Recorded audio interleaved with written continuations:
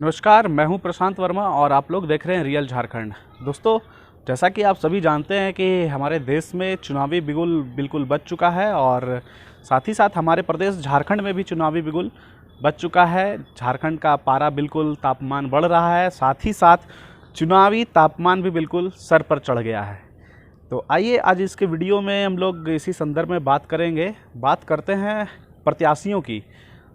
जैसा कि बताते चले, हज़ारीबाग में भारतीय जनता पार्टी की ओर से मौजूदा विधायक, सदर विधायक श्री मनीष जायसवाल जी को प्रत्याशी के रूप में मैदान में उतारा है भाजपा ने। तो वहीं दूसरी ओर इंडिया गठबंधन की ओर से जेपी पटेल को, जयप्रकाश भाई पटेल को कांग्रेस की ओर से इन्होंने उतारा है। कांग्रेस मतलब विपक्षी दल और इंडिया के जितने भी गठबंधन में जो भी दल हैं उन लोगों ने मिलकर समर्थन के रूप में इन्हें उतारा है। वहीं दूसरी ओर जब हम बात करते हैं, क्योंकि जाहिर सी बात है कि ये दो राष्ट्र पार्टियां हैं, इनका कार्यशैली और इनकी प्रदेश में पकड़ बिल्कुल दूसरे तरीके से है। वहीं जब तीसरा विकल्प है, कुछ क्षेत्रीय पार्टियों के प्रत्याशी हैं तो कुछ निर्दलीय प्रत्याशी हैं, तो हर लोग को बराबरी का अधिकार है और सब लोग के विषय में बात किया जाए, ये हम लोगों का नैतिक कर्तव्य भी बनता है। तो आज हम लोग बात करेंगे क्षेत्रीय दल जेबीकेएसएस के प्रत्याशी संजय मेहता जी, और वहीं दूसरी ओर हज़ारीबाग में हुंकार भर बैठे हैं शशि भूषण केसरी, जिनका परिचय है वो हिंदू राष्ट्र संघ के प्रदेश अध्यक्ष हैं और सामाजिक कार्यों में और हिंदुत्व को लेकर वो काफ़ी जाने जाते हैं हज़ारी प्रदेश में।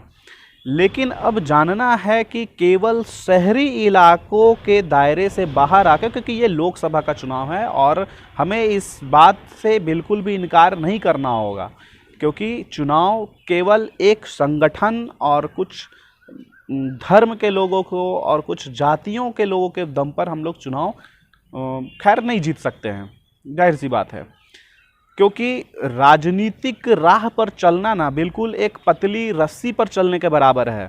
आप लोग कभी देखे होंगे हाट बाज़ार में कि पतली रस्सी पर चलती है एक बच्ची, एक लड़की, एक कलाकार, और कितना वो बिल्कुल बैलेंस बनाते हुए चलता है, तब जाकर के वो उस पूरे कला को दिखा पाता है और सफलतापूर्वक संपन्न कर पाता है। तो ठीक उसी तरीके से राजनीतिक राह पर चलना बिल्कुल पतली रस्सी पर चलने के भांति है, और इसमें हम लोग किसी एक पक्ष को जोर दे दें और दूसरे पक्ष को नज़रअंदाज कर दे तो कभी भी हम लोग सफल नहीं हो पाएंगे। ये तो जो बिल्कुल पॉइंट वाली बात है भाई, इससे अगर किसी को बुरा लगता है तो हम क्षमा भी चाहते हैं, और क्षमा चाहने का यह कोई जगह नहीं है, क्योंकि ये देश बना है सभी लोगों से, सभी धर्म के लोगों से। किसी एक धर्म की बात करके हम अन्याय नहीं कर सकते हैं, क्योंकि देश में संविधान है और आज इस संविधान को बचाने की ही लड़ाई चल रही है। तो आप लोग भी देख रहे हैं कि क्या माहौल बन रखा है। चलिए खैर वो सब अलग बात है, लेकिन आज हम लोग बात करते हैं प्रत्याशियों पर। तो जहां एक और युवा प्रत्याशी संजय मेहता जी जेबीकेएसएस के प्रत्याशी हैं, हालांकि क्षेत्रीय पार्टी है, अभी उन्हें चुनावी सिंबल भी नहीं मिला है, तो हम लोग कह सकते हैं एक तरीके से निर्दलीय के रूप में है, क्योंकि वोटर्स को पता ही नहीं है कि भाई उनका चुनाव चिन्ह क्या है। तो भाई जो चुनाव आयोग देगा तो वो चुनाव चिन्ह पर चुनाव लड़ेंगे। तो एक तरीके से हम लोग कह सकते हैं, हालांकि है तो वो क्षेत्रीय दल के ही प्रत्याशी, लेकिन एक तरीके से कह सकते हैं कि निर्दलीय के समतुल्य ही हैं, क्योंकि पहली बार चुनाव लड़ रहे हैं और अभी तक कुछ चुनावी सिंबल भी उन्हें नहीं मिला, चुनाव चिन्ह। वहीं दूसरी ओर हम लोग जब बात करते हैं शशि भूषण केसरी की, तो वो भी युवा हैं और काफ़ी समाज में हिस्सेदारी अपनी निभाते हैं। अक्सर उन्हें देखा जा सकता है शहरों में धार्मिक रैलियों में, धार्मिक कार्यक्रमों में, मतलब धर्म से जुड़े मुद्दों पर वो ज़्यादा, हिंदुत्व के मुद्दों पर ज़्यादा बात करते हैं, क्योंकि वो संगठन के प्रदेश अध्यक्ष भी हैं हिंदू राष्ट्र संघ के।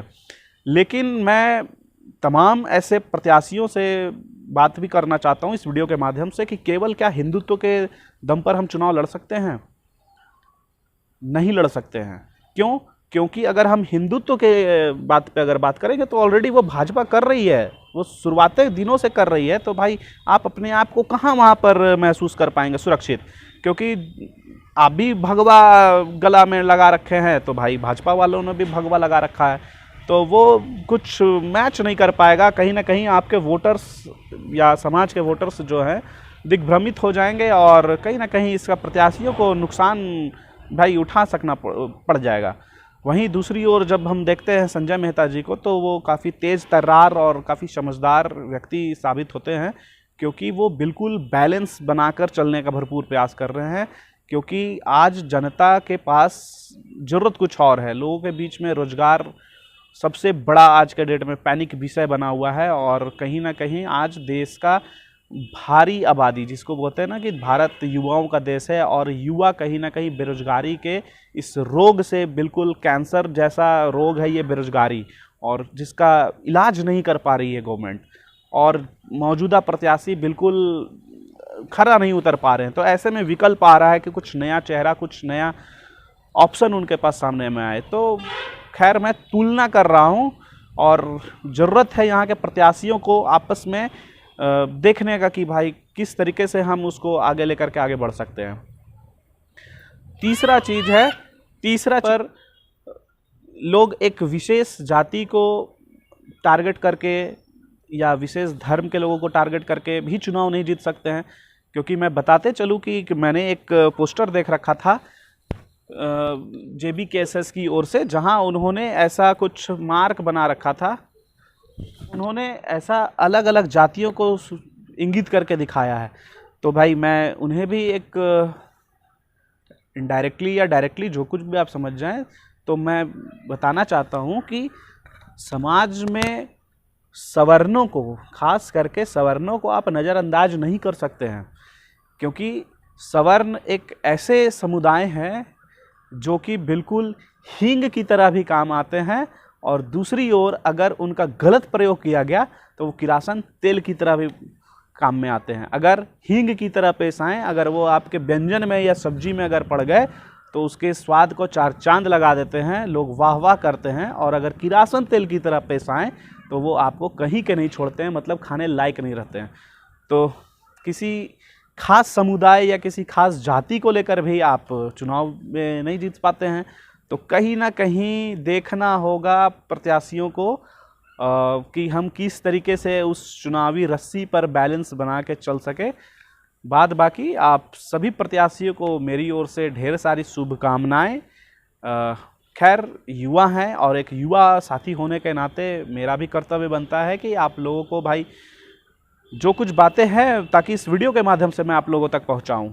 और आप लोग कमेंट बॉक्स में ज़रूर बताइएगा कि आप लोगों को हमारा ये प्रोग्राम, हमारा ये विचार कैसा लगा। बाद बाकी आप लोगों को हमारी ओर से ढेर सारी शुभकामनाएं। युवा साथी हैं, डर के बैठने से कहीं ज़्यादा अच्छा है कि जीत की लालसा के साथ लड़ना ज़रूरी है। तो इस लड़ाई के लिए मेरी ओर से आप लोगों को ढेर सारी शुभकामनाएं। जय हिंद, वंदे मातरम।